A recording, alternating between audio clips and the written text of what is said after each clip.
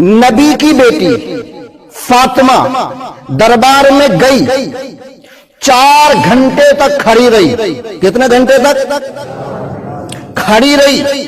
کوئی توجہ نہیں کی گئی، نہ ان کی عزت کی گئی، لیکن اسی بیٹی کو دربار میں بیٹھنے کے لیے نہیں کہا گیا، اس کے لیے کوئی کھڑا نہیں ہوا، نہ اس کو بیٹھنے کی جگہ دی۔ بھئی نبی تو احترام کر رہے ہیں، ان کے استقبال کے لیے کھڑے ہو رہے ہیں، تو پھر آپ کیا ہیں جو نبی کی بیٹی کو کھڑا کر رکھا ہے آپ نے سامنے؟ حاکم کرسی پہ، نبی کی بیٹی سامنے کھڑی ہے، تو کیا اتنی جلدی آپ بھول گئے تھے نبی کے احسانوں کو؟ سامعین محترم، فاطمہ تو زہرا کا حق تھا یا نہ تھا، یہ الگ میٹر ہے، الگ بات ہے۔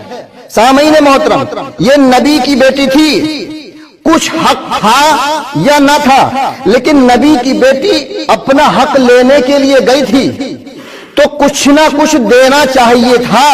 محترم، جب امتی پوری حکومت لے سکتا ہے تو پھر کیا جس نبی کے صدقے میں حکومت ملی ہے اس کی بیٹی کو کچھ نہیں دے سکتا؟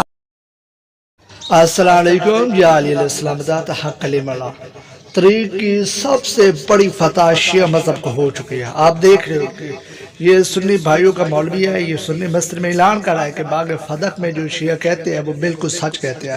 سیدہ فاطمہ سلام اللہ کو حق نہیں دیا گیا، دربار سے خالی لٹایا گیا۔ آپ دیکھ رہے ہو کہ ویڈیو کلپ میں جیسے کہ آپ نے دیکھا، یہی شیعہ علماء کہتے ہیں 4 بڑے شیعہ علماء شہید کیے گئے اس مقدمے میں۔ شہید علامہ ناصر آباد، شہید علامہ عرفان حیدر عابدی صاحب، شہید محسن نقوی صاحب، بڑے بڑے علماء شہید کیے گئے اس مقدمے کی وجہ سے باغ فدق میں۔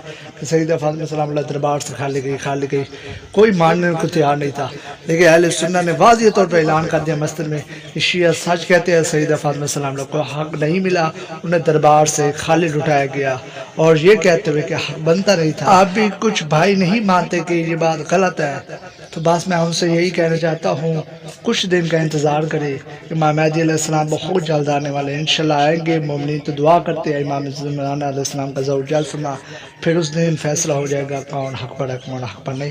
اہل سنت نے بھی خود اعلان کر دیا۔ مزید ویڈیو تک مجھے ہمارے چینل کو سبسکرائب، ویڈیو کو لائک کر دینا۔